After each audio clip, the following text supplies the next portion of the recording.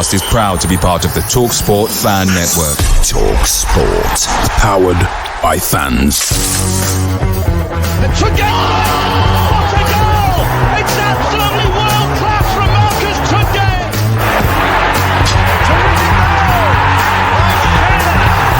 Johnson puts it in the air. Aidan Flynn wins the It's still with Lee Gregory. He's in the box. Tries to screw him. Is it going to be there? Yes! Oh my word!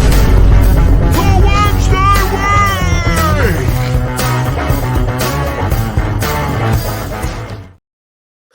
Hello, good evening, and welcome to another episode of the Wednesday week. Joining me tonight, I've got Ash, Simon, and John, and we're going to be going through a 3-0 home win to get us to a magical 50-point mark in order to take one giant leap towards championship safety. Joining me tonight is, I've already said that, is Ash, John, and Simon. But I tell you why I've been so thrown. One, I've just got in from work. And two, while we were doing the countdown just then, John was having a shave, and it absolutely threw me. I saw you just whipping around there, bro. Well, it absolutely did me for a bag of chips and absolutely threw me. Don't forget, we are live, so if you want to get yourself some comments out there, get involved, we're happy to take on board what's happening.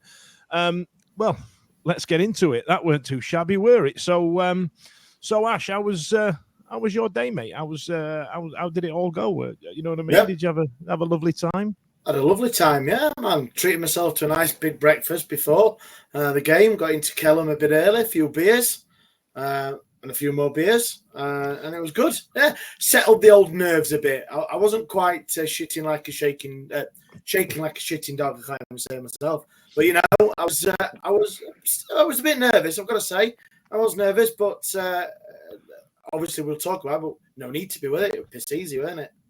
Yeah, piece of piss, mate. Now, West Brom is a team that we don't have a great record against in recent years. I must admit, I was a tad concerned that they might have turned up, especially if they were playing to get into the Premier League, essentially. And I bet they were a bit gutted.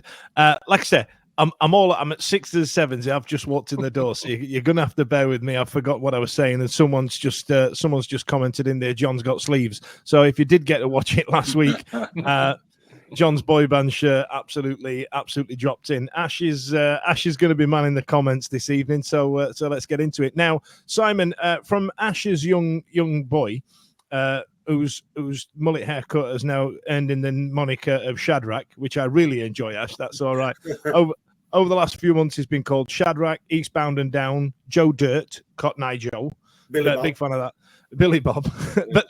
but Simon, Lewis did send me some pictures, and you lads went for like a breakfast in the morning, and I thought, this is going to go south. It was like 10:30 in the morning, and you were chinning back the beer flights. Yeah, and that was a little bit later. Ash and I decided to delve into the beer flight, didn't we, Ash? But I started off on a Belgian Blue. Still got some Christmas vibes going on, and we had a nice breakfast. And like Ash said, a wander around the old Kellam, which ended up in a beer flight of, I don't think anything was below 7%. And then a steady stroll to Hillsborough, walking through the door at I think about 10-3. So that was the queue on the road and people going, "Oh, this is bloody rubbish. What's bloody going on?" No, actually, I think everybody was in. It was amazing. Nice. We just sailed straight in. That's not too shabby. It was a good, well-timed walk. It was. I tell you, it was. Straight there. Now, I tell you what, John, I've known Ash a number of years, and the geezer can drink. However, the day after, not great. So Ash, how was your Sunday? Brilliant. I stopped. It took me 30 minutes to get a beer at half time on the South Stand, so I only had one, and then I got home and I was all right on the water. So yeah, I was sensible adulting. I was on Saturday. Clever.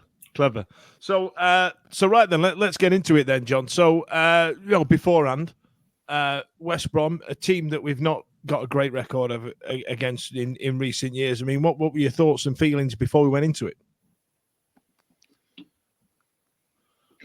Yeah, exactly that, Dan. It's a team we've traditionally struggled against. I think the win on Saturday was like first time in a long time we've actually done, beat them in the league. They seem to have had our number. They got something to play for themselves as well. They were still trying to jostle for playoff position, and they're still in the mix to go up themselves. So no easy task. The one bit of solace for me though was the fact that it was going to be a sellout. I'm always a little bit more confident, no matter who comes down to Hillsborough in our league, that if we get a full Hillsborough and we really get behind them, it can just give us that little bit more impetus and drive to get a result. And so that was spurring me on to think, I know these are good, and I know we've got to beat them, but we are at home. It is a sellout, and that would give me belief, to be honest, mate. Yeah. Oh, he said it. He said it. 12th man. 12th man. Yeah. We got. I tell you what, like it at Hillsborough when we get 33,000 on at Hillsborough is absolutely rocking, and the number of ex-pros we've had on this show, the number of people who've talked on this show in terms of from the other side, they always talk about the Hillsborough atmosphere. Now, I've always been quite critical of it over the years because prices have got expensive. It's diminished a little bit. The era of chanting seems to have gone away a significant amount, and people kind of sit there now with their arms crossed, sort of saying, Let's have it now. Ash, did you get involved in the well, let's call it bouncing, shall we? Oh, that was later on, but no, I didn't. If that's what you're asking. The prior bouncing. Let's go through it. No, there was no of the bad. Of course, yeah. I mean, I echo exactly what everyone said on the show. Yourself said, Dan, that the 30,000 plus at Hillsborough, when there's a big game, there's something to play for. And I don't think any Chef Wednesday fan, yes, I know the prices are extortionate. I know it's not always easy for people to get to, but when there is a big game, when there is something on the line, Wednesday fans do tip up, don't they? We always ask the team to turn up, and I tweeted this after the game. I said, the club asked us to turn up by buying the tickets and selling it out and make it an atmosphere. We did that. And then it was great for the team then to turn up for us as well, because we asked the team to turn up. And they did it. Of course they did. And it was the beginning. You could just, like I know we got in pretty late on in the game, but we got in there in the middle of the start of the atmosphere and people up. And obviously High Ho was one of the loudest I think I've heard for many a year. And it's great. And I took a picture of the Cop because I think I sit on the south. I'm in the Cop next year, but I'm on the south. And I tell you what, looking at the Cop from if you're in the north, or I suppose if you're in the away end or on the side, looking at a full Cop, I mean, and I tweet, there's nothing better. It was absolutely banging. It was really good, and it's great to see. I tell you what, lads, we've got an upbeat Ash tonight. Brace your fucking selves. Like the geezer's in a good mood, and I tell you what, upbeat Ash is my absolute favourite. So before we go to the comments, Simon, just give us a brief interlude on what you thought it was going to be like. I mean, I said to John, there's two halves there, because the first one we sort of sat, as we said, we had a few beers beforehand, and we sat around breakfast. What do we expect? And I think all of us pretty much went for we'd be happy with the draw because of the histrionics of it in the past. Because obviously West Brom, I'd seen West Brom play Leicester the week before, and despite losing, I thought they were a good side, and I really thought that get a draw out of this. This will be spot on. A draw. Anything more would have been amazing, but a draw would have been ideal. And then when we walked down there, and it had, it had that feeling of the Preston home, the Peterborough home fixture. Walking down, it had that sort of feeling about it.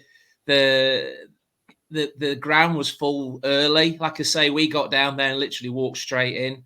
And the buzz as we went up the steps I sit up in the grandstand. There was just that buzz up there that. What I felt last time we were at Peterborough, you know what I mean? They were all pacemakers. Mate, this is right. Let's just end that because it's a family stand, so it's loads of families up there. So you're sat with the oldies down in the south stand. Oh, don't shout! Oh, don't bounce! Oh, don't bounce! I will get onto that later, Simon. Not another rant, but yeah. But there was that feeling that it felt a bit Peterborough-ish.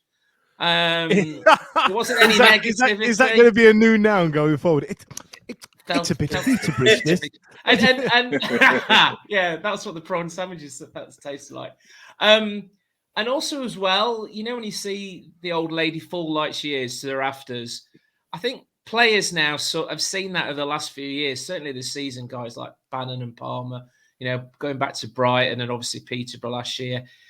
I think it spurs them on now. I mean, this excuse of a big crowd or they get on your back and all that. I think if the crowd are behind you, it spurs you on, and that's what it felt like. That's really what it felt like. Was the we were that next man, that next person to spur them on. It felt great. It felt great. What the comments saying, Smash? I saw one there that says, "Oh, grandstand."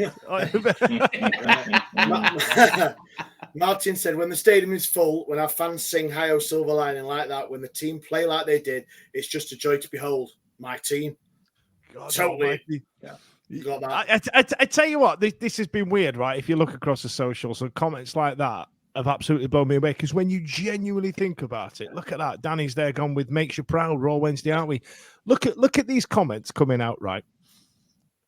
You won't be able to explain to somebody in about 20 years' time why everybody was in such a good mood at finishing 20th in the league. You know what I mean?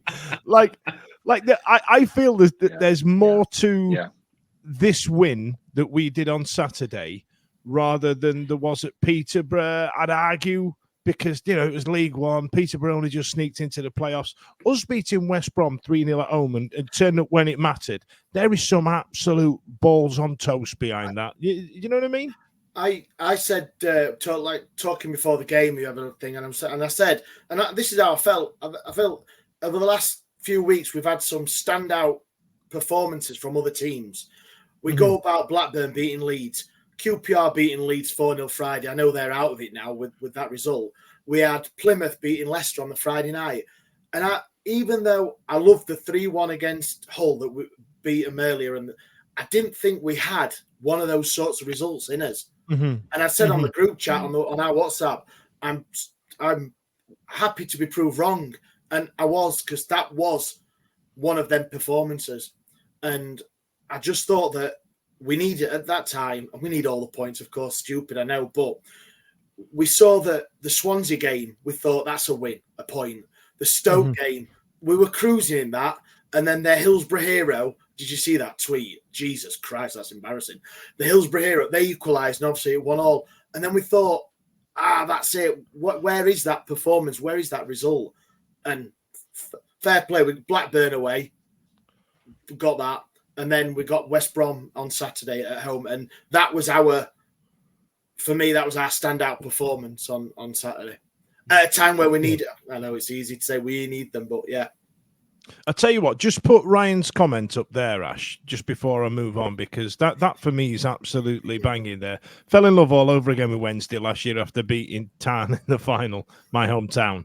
And these last few weeks, it's happened again. I love my club. Like we're finishing 20th, and look at what a great mood we're in. And I tell you what it is, it's because we had a shitty start to the season, terrible start under Chisco. And the job that Rule's done, not just tactically on the pitch, and a couple of signings here and there in loan signings in January. What he's done is managed to get these players to really dig deep, and to come over such a mental block. I mean, as soon as we conceded in the first half of the season, even during the first part of Danny's reign, as soon as we conceded, heads went down, and that was it. We kind of knew we weren't going to win. And then now, what he's managed to do, that the belief he's managed to instill into those players is beyond impressive. Because once you've, I'm going to use the term, lost the dressing room, to get it back like he did, and to get those players playing, because 80-90% of them aren't his signings. To get a tune out of them like he has, my hat is off. Not that I usually wear a hat, but it's off. My friend, on, Simon, I'm going to have some windy pops. My friend Adi, friend of the podcast and fellow drinking chum, he sent me a table today that was on the 25th of October, and we played 13 games, and we got 3 points out of a possible 39. I tell you what, if you that's genuinely impressive. If you ping that to Ash, he can we'll get that up, and we can show that off at some point with some infographics. Now, John, I'm going to come to you. I'm not going to stay on it for a long time. I'm going to come to you about lineup. Any big surprise in there? Back to the 3 at the back. Back to the 4, the 3-4-2-1 that we did. Ugbo flanked by Masaba and Windhouse, and then Valentin and Johnson at wing back. Volks and Bannon, and Parmayo for Bernard and Beadle. No Bambo to start with, but his nose was pointing in the wrong direction. Said he was all right, wow. But that's a going for it side, that, isn't it? Yeah, without a doubt, that, isn't it? Really positive looking lineup with obviously you got Masaba, Windass, and Ugbo, who was due a goal, wasn't it? And obviously, as it panned out, that was great. But a really positive looking lineup, and so good to see Bernard back in there as well. He's so assured and comfortably our best centre half, isn't he? So it was great to see him in there. That's the variant we need. I don't think we ever play particularly confidently and well when it's 4 at the back. I prefer that sort of variant where we've either got the 3 which can become a 5 in defensive mode or whatever. So that as good a lineup I think as he could have gone with, to be fair, Dan, on that one. Absolutely, and again, with that formation, players like Valentin and Johnson, it absolutely brings them to their absolute best. Playing them as fullbacks, like what you'd call Dennis Irwin fullbacks back in the day, you know what I mean? It's not their knitting, and to have them as advanced wing backs, as it were, in old money. I don't know if they're still called wing backs. You know, we call attacking midfielders number 10s now, when that used to mean the big donkey up front. You know what I mean? I feel like that's where that formation absolutely kicks in. So let's get into it then, Ash. Let's get to the start, shall we? Let's get to this game. We've done a big high-o silver lining, and we knew that an early goal would get Hillsborough rocking, right? Yeah, we've seen it many times, haven't we, with an early goal. And with the one last week, Blackburn, I know it's very well, weren't fortunate. It was a great finish by Windass, but that's what an early goal. And then, we knew what happened after that, and we went on and won 3-1. It was just, I think it was just the nervousness again for me, and it weren't the beer. It weren't like we're going to toilet for 5 minutes, anything like that. It was just sat there, and you're looking and for the starting lineup, I think that is probably his strongest starting lineup over in regards to people in form, people who obviously aren't available. I know Bambo. I don't think Iorfa's played that many as the central centre half. He's always, when he's come on or started, he's been at the right side. I mean, for the however, is it 5 weeks or something? Bernard's been out. Mm-hmm. It was like he was never away. So he's we're going to miss him, aren't we? He's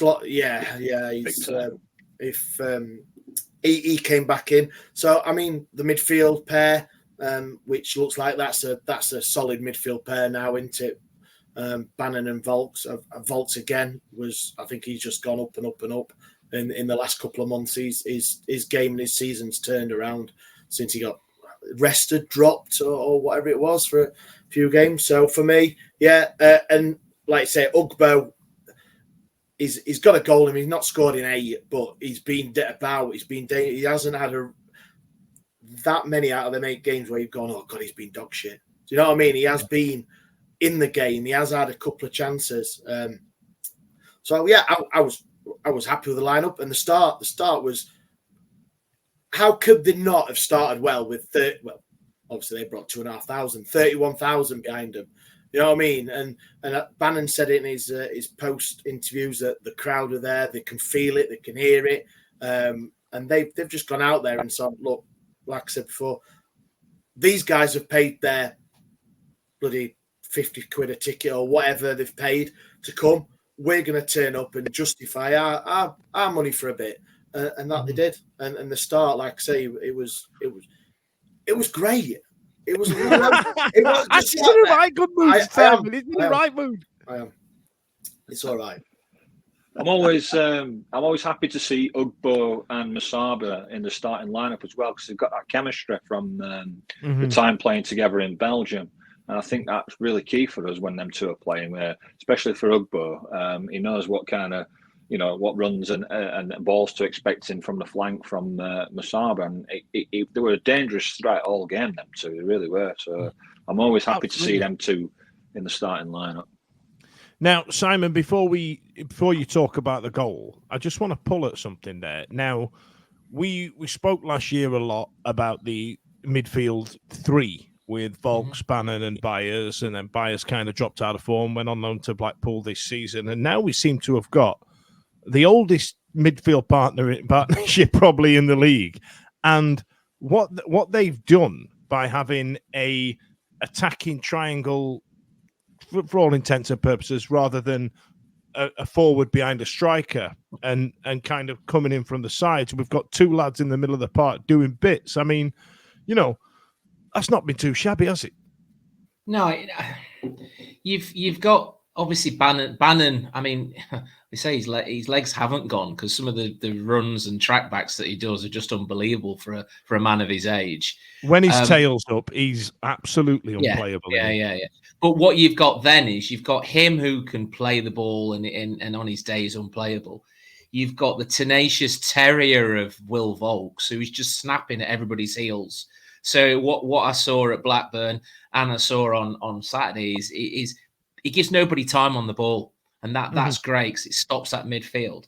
And then you've got that pace on the wings from Paul and Johnson, but also Masaba thrown into the mix as well. Who's not, there's a couple of times we broke with Masaba, just Masaba's pace, and they couldn't cope with it at the back. I like the fact that we're playing Ugbo at the top of that triangle now. I think Danny sort of trialled him a little bit to one side and played Smith up there. And I don't think that works in regards to Ugbo's style of play. And by putting him back up front, we look a lot more of a threat. And that proved with one of the goals. So it's worked. I think before, when we played last season with the midfield three, it was that case of slow movement from midfield, but now we're using pace, which is the way the championship is.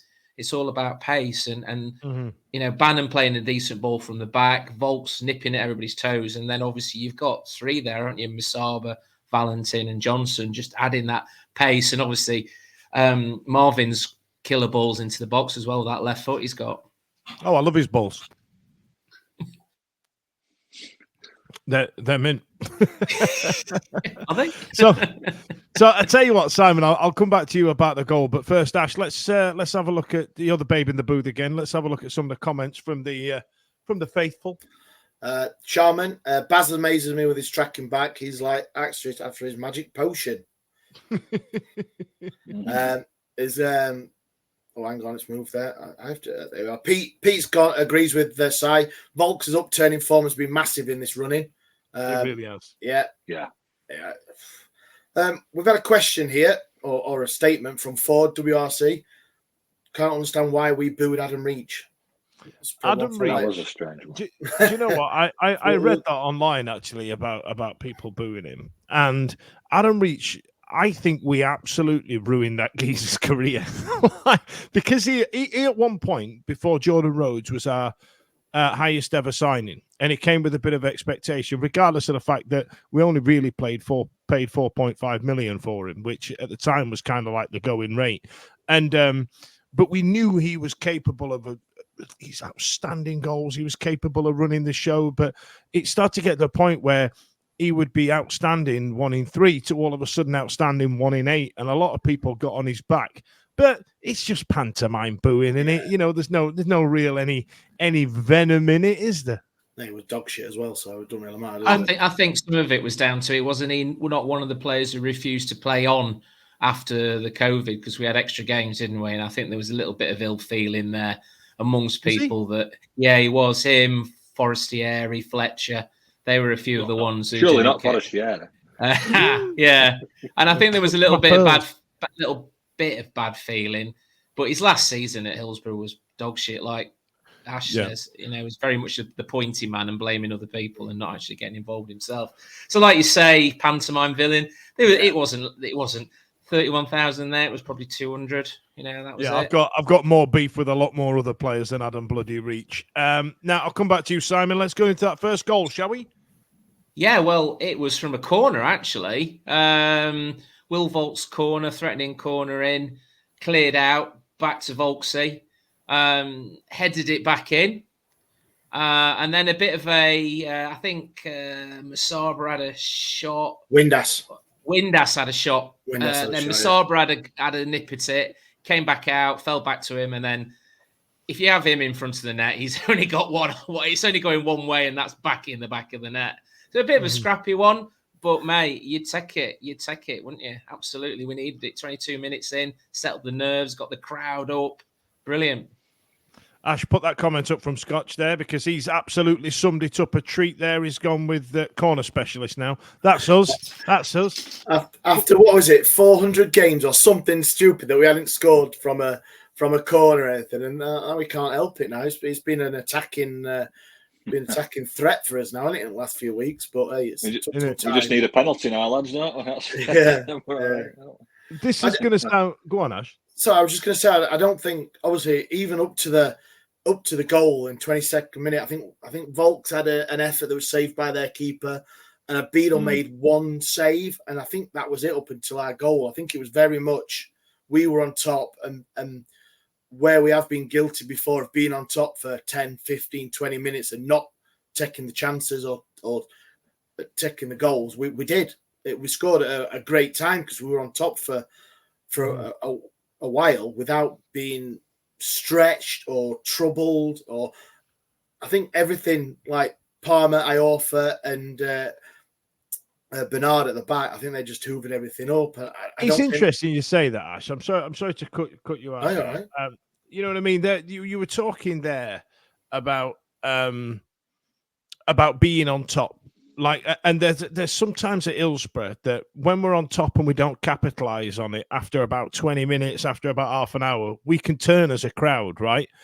It was, as you say, just at the right time, wasn't it? Yeah, of course. Yeah, it was because it says sustained pressure, and having the ball at feet and making, like Simon said earlier, having the pace as an outlet, and you've got Bannon who can pass a ball any which way. And Volks is like he's always going to hoover everything up, going to be at you. It was great. It was good. It was a great 25, 30 minutes at Hillsborough. It was really good. And I'm being far too positive. I'm going to go and sit in the corner and hit myself now. I was going to say, actually, look, he's in a great mood, isn't he? Now, John, did we score now, at this point? Right. Sorry, I was just about trying to work out when we scored.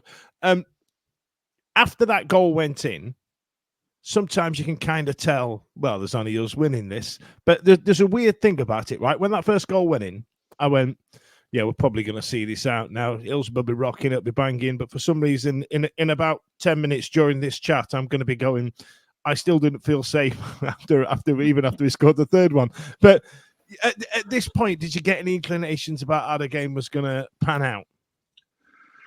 Well, I think it's always key for a side like us to get that first goal, as we've seen all season. If we score first, we've generally got a good chance of winning the game because we're not being built to come from behind. Never, I've said it before, but the first goal is key for this side and has been all season. So that's always good to get that, and it always gives you that belief that, hey, hang on, we can get something from this now. But they did come back at us, didn't they? To be fair, they did come back at us, and I'm like, here we go then. And they were popping some balls. They had a ton of corners, by the way.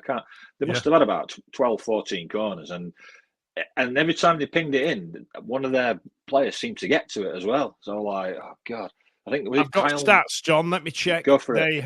They had 23 corners in the entire game. So they were coming back at us despite us taking the lead, and I think it was Kyle Bartley, who must be about 38. I don't know. He seems to be around for ages. He seemed to get on the end of one, and it seemed to hit his own man, didn't it? And which were fortunate for us. Yeah, there was one that flew. It was goal bound, weren't it? Yeah, and it hit their player. It was great defending by their player. It was brilliant defending. Yeah, absolutely. Sorry, I've been corrected by my babe in the booth. They had 12 corners, John, and 23 shots, which, when you think about it, is absolutely bloody terrifying. And stats mean nothing.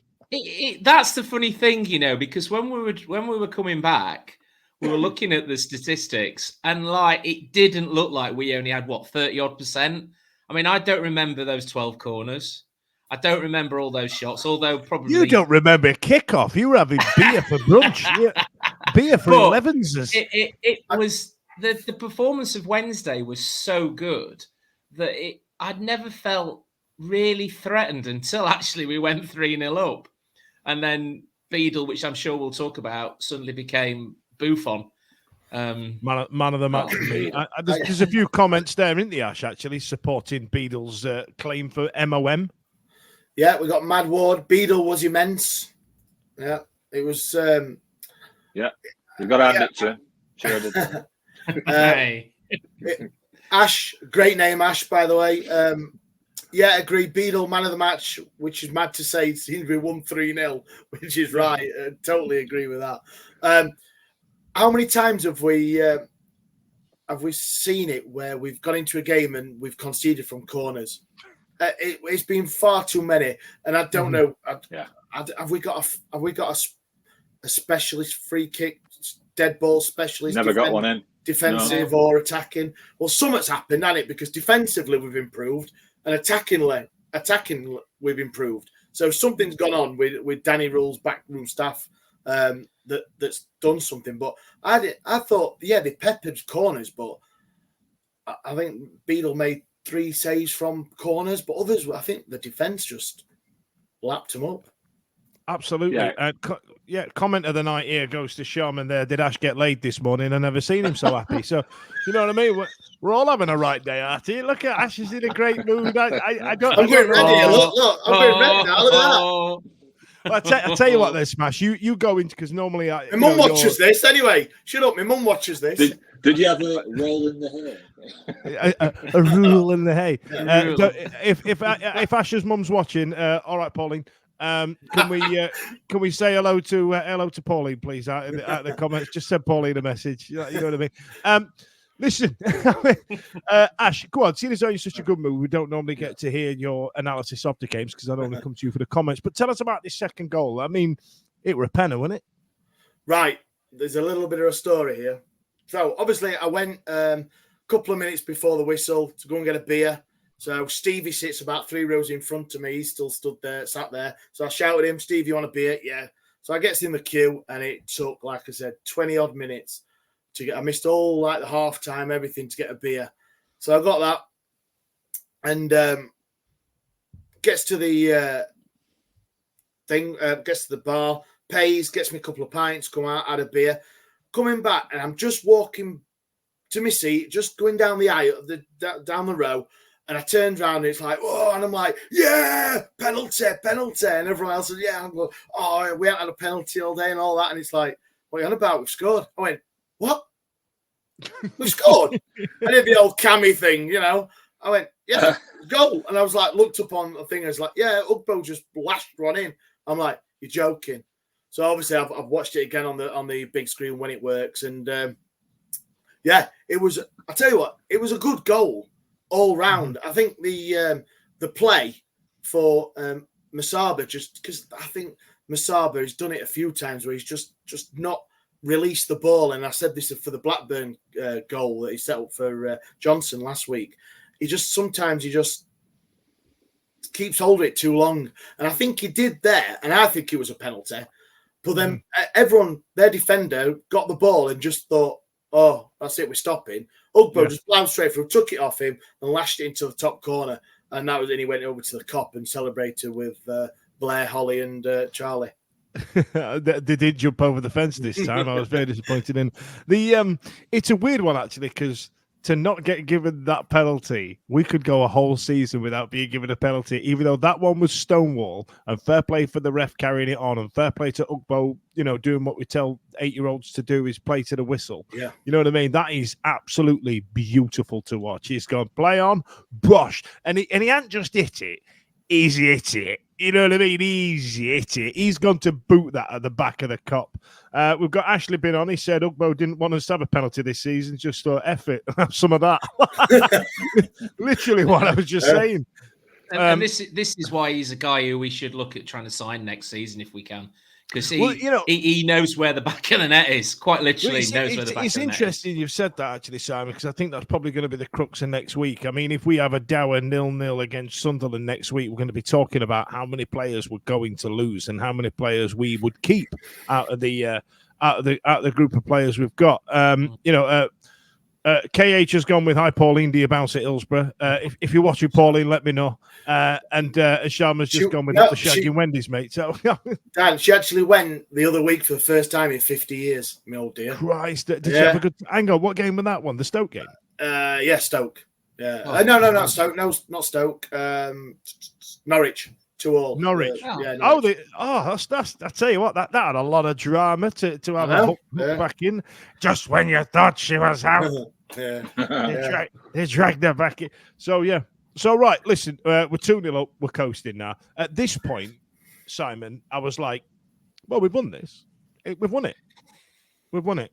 And then we scored a third, and then I was going, shit, this is tentative, and I don't know why. I genuinely don't know why. Like the way my crest and trough went through that game. But let's talk about the third one, about Windas's goal. Yeah, well, I think before that, Beadle had made a few good saves, hadn't he? 2-0 down, and I think they piled the old pressure on, and it was a bit of a squeaky bum moment, because I think if they got a goal back, you never know what's going on. But yeah, it was Musaba again breaking on the wing. The ball broke to him. Again, I think we won it in midfield. Just took it off their man. Musaba broke. He tried to get it in the box, and Musaba was doing a Musaba-ish thing as I'm not passing. No, I'm not passing. Then fell on his arse, but still got control of the ball. And someone managed to get back up and then pass it. I think it was to Volksy, wasn't it? And Volks just made absolutely wonderful pass to Bannon. And if you listen to the Wednesday highlights, John Pearson goes, shoot! Like that. I think everyone did. Didn't they? Everyone did, yeah. And to be honest, the camera angle from behind, that ball, he struck it beautifully, and it deserved a goal, but the keeper made a great save, but could only parry it. And Windass, not long before, had a ball come across on that left-hand side, and it was almost Johnson-esque. He just needed to lengthen his stride like Johnson did at Blackburn last week. And I think that's the difference there between Windass and Johnson. He was like, I ain't getting that. And he just didn't. From where I was stood sat in the south, I was like, oh, he's got that every day. I goes, you lazy sod, why haven't you just thrown something out there? But then on the inside match day, when you watch it, it's like, quite far away from it. It's not quite far. It's like if it just half a step or something. Do you know what I mean? It was one of those where he'd probably look an arse for himself if he went for it and nowhere near it. Yeah. And I was like, that was the chance. That was the chance. I think if it had slid in, it'd have been like Gascoigne in '96, Euro '96, where he just misses the ball, and then still have nightmares about that. But can you believe in 2 years that'll be 30 years ago? That's crazy. Yeah, scary. Yeah, I was feeling all happy and chipper. Cheers, Dan. And now you need a prostate exam. Oh yeah, something to look forward to. And otherwise known as Saturday. Any day that ends with a Y. And when you get in your 50s. Anyway, moving on. And he obviously came in at far post. Well finished, well composed, in front of the cop. Could quite easily have missed it. I know, obviously, he could have quite easily defended it like he did at QPR a couple of weeks ago. But no, back of the net, 3-0. And that was almost a sigh of relief. I felt almost a sigh of relief, certainly where I was. That one I celebrated more out of all of them because I thought that's us done. We've won this. we've watched a lot of football games. There's still 20 minutes to get played with a bit of injury time as well. And at this point, I was like, get in, 3-0, what the fuck, Shaggy Wendy's? And then like a minute passed, and I was kind of like, shit, there's a long time left in this football game. I've seen 3 goals scored in 7 minutes. You know what I mean? What did Dan? I'll ask you a question. What did you make to his celebration? What, the one where he kind of knelt down and blessed the shirt a little bit? Like, yeah. That was weird. It was weird. It was just weird. Like, what you're doing? You know, just run your thumb across your name across the back or something, or just do a little, you know, a Robbie Keane flip over or something like that, or, you know, pull out a box of Finder's crispy pancakes and shout, "This is what my chin model was." You know what I mean? Like, I thought it was weird because obviously his contract's up and there's all this. Is he going to go? Is he staying? All that. And if he'd have done a proper bawling it, I know he's not the sort of player, but bawling his eyes out, kissing the badge, going like, "We love you" and all that, you're going to go, that's his fight. But to take his shirt off, kneel in front, it's like, is like blessing the shirt. He loves the shirt, do you know? So it's making you think, is he staying? And then some of his captions on social media are like really conflicting, because one of them he says, "I don't want to play for these boys. I love these boys. I don't want to play with anyone else." And then another one says, "Thank you, Hillsborough," and all that. So it's like, yeah, but he could just be saying thank you, like, because it was good. But the weird thing about Josh Windass is that I don't think you can take anything, not one damn thing. I don't from anything he says, does, or especially the way he celebrates the goal. He's cryptic, you know, he tries to be cryptic. He's like one of those guys you meet in the smoking area who's done too much bag, and he's sat there blowing your mind with, you know, with like too much COD philosophy and these statements he's read on probably a sign that's next to another sign that says live, laugh, love in the range or something like that, going, "Hey, listen, you just gotta let it go, man. And then what you need to do is this." And you're like, bro, you've done a load of beak and you're in a smoking area of the zone in Rotherham. Let's all have 5 minutes. Like that. That's what it comes across to me. You know what I mean? Like. Essentially, what I'm saying is we don't know about contracts. Sorry, because you know it's Chancery. They're going to wait till the end of the season. He can bless the shirt. He can do backflips. You know, we can't really read too much into it, I guess, is what we're saying. He did kind of a wave as well, didn't he, near the end of the game as well. Yeah. Go on, Ash. So, who knows?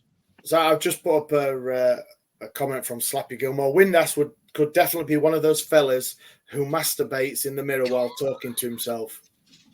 It's basically Homelander from The Boys, then. Sorry, don't kink shame me. Oh, Windass. Yeah, well, you know. But anyway, back to the front row. I mean, the final whistle, it was one of them, even though we like the whistling, everyone's blowing the whistle going, and it's like, even then it's like, I wanted the clean sheet for Beadle, 100%. And for them 3 centre halves that played really well. I thought Iorfa was really good in that centre. Beadle and Iorfa for me. Yeah, Beadle and Iorfa, I thought he was great. And I think there was a stat out on Saturday night that Iorfa made more headers, more challenges, more interceptions or something like that as well. So you got the stats to back up what you're looking at him with your eyes as well. So, yeah, I mean, whistle. He's so much better in that centre-back role rather than playing right-back. Yeah, he is. He's so much better in that role. To go with what Dan said, though, as well, is that them conflicting emotions that you had where 2-0 felt different to 3-0. Yeah.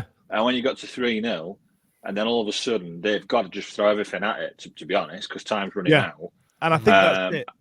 It was like a training match, but then it gets to, like, nearly full time. And me and my mate are like bricking it how much injury time is going to be. And like, we're 3-0 up, but this is the mentality of the whole stadium when he put the board up and it said 6 on it, and the entire stadium went 6. 31,000 people said 6 at the same time.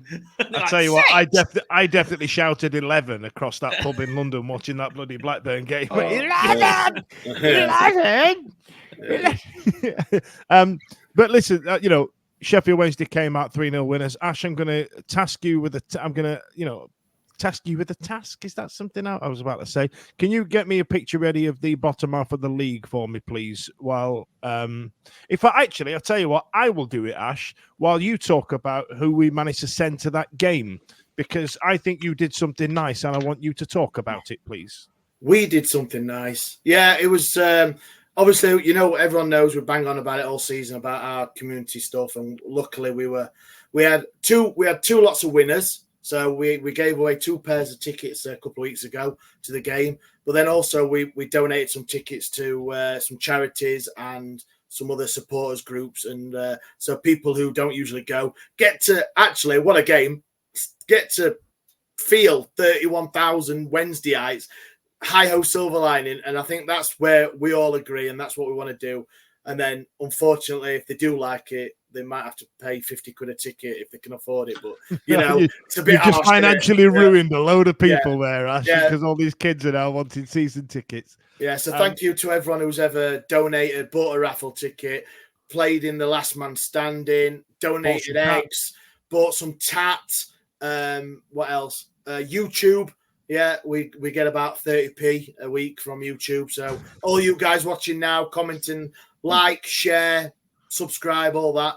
But thank you very much. Yeah, that's so we're glad they've had a great time, and also a big shout out to Dino as well, who we got tickets for, who is having a rough time of it. So big shout out to him. Yeah, fair play, Ash. You know what I mean? There's some of the stuff we've managed to do this season alone. It's been the first time we've ever done anything like this, and it's really nice to be a part of. And like I said last week, stop spending all my Botox money. Now, let's. Have we got any more comments about the game, Ash, before we move on?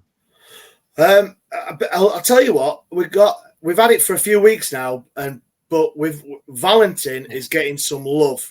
And I think that is quite universal over social media and everything. From I remember we played Middlesbrough near the start where they were having a sticky patch, and we come out the first 45 minutes. We were awesome, and Valentin run his ass off and thing. But after about 55 minutes, he was blowing out of his ass, and and he was proper struggling. But for me, over the last few months, definitely most improved player of the season for me. Absolutely. If anyone else agrees, I don't know. Oh, yeah, absolutely. Yeah. And he's gone from being completely unable to speak and understand English to speaking better English than I can speak Spanish in 8-9 months. So hats off to him. Yeah. And Callum Patterson's been teaching him. Yeah. But Valentin's also has embraced the Wednesday experience, and he's proper thrown himself into this club. He's like proper wanting to, like Simon said, learn the English. You can see him chanting and clapping back to the fans in the crowd and getting involved with the songs and everything. He's fully embraced the Wednesday experience. Yeah, German Owls. Valentin's so likable, which there is that about this squad of players as well, isn't there? I think for me personally, there's not one player that there's always usually in there. The thing, and I'm like. Apart from, it doesn't seem to be a key. Maybe Malik Wilkes. They seem to be as one rather than we've been guilty in the past of having cliques, haven't we? And there was that time, you had Forestieri, Atinuiu, Lucas João as one little group, and I think we had a bit of that with Bakinson and a few of the other players last season. Oh my God! Have you got a racist dog? Is that No, well, he's German, so I don't know. He's probably shouting for Danny, so who knows? Oh, you made that worse. Yes, I have. There's no hole I can dig myself out of now, is there? No, we'll just. We'll move on. Did you manage to get the table, Dan? You know what? Sorry. Did you manage to get the table up? I did. Let's talk about the table before Simon's racist dog gets us into some more trouble. So, Ash uploaded here the old table. So, Ash, when is this from? 25th of October, right? It says so at the top of the page there, son. Thanks, man. Yeah, you're welcome. You're welcome. So, what am I looking at this for? No, it was just Simon just brought it up earlier about the position we were in. I mean, played 13, 3 points. And that would be after Danny's second game, is it? I think 10, 11. Yeah, 2 games he'd done, didn't he? So that's his second after 2 games. No, I think I thought that was just the Chisco reign, didn't he? 10 for Cisco, 1 for Neil Thompson, and then 12th game was for Was it Danny. Watford? Watford away, we lost 1-0. Yeah. Right. Yeah. So We that came in Neil, on the Tuesday, didn't we? And we played like on the Saturday or something. So that's right. And that Neil Thompson game was one of those 3 draws that we got, wasn't it? It was like a 0-0 against them or something stupid like that. I can't remember. It seems like 4 seasons ago. Huddersfield, wasn't Darren it? Moore's first game. Oh, Just God, looking at that, you've got at that point with 6 points behind Rotherham and 11 behind Huddersfield. No wins and only 5 goals scored in 13 games. Forget miracle at Hillsborough. This is the miracle at season. If we pull this off now, I tell you what. Let me show you the bottom half of the league now. Then, as it stands right now. So here we're now sat on 50 points, 26 above Rotherham, 5 points higher than Huddersfield, 3 points higher than Birmingham, and 2 points higher than Plymouth. That is genuinely incredible, and that's why the fans are so chuffed with, because we can see something going forward. As I've said on the Hello from the Other Side segments that we do, I've said it to a lot of fans, like, yes, you're 6th in the league, for example, but you're not playing a team that have got the 4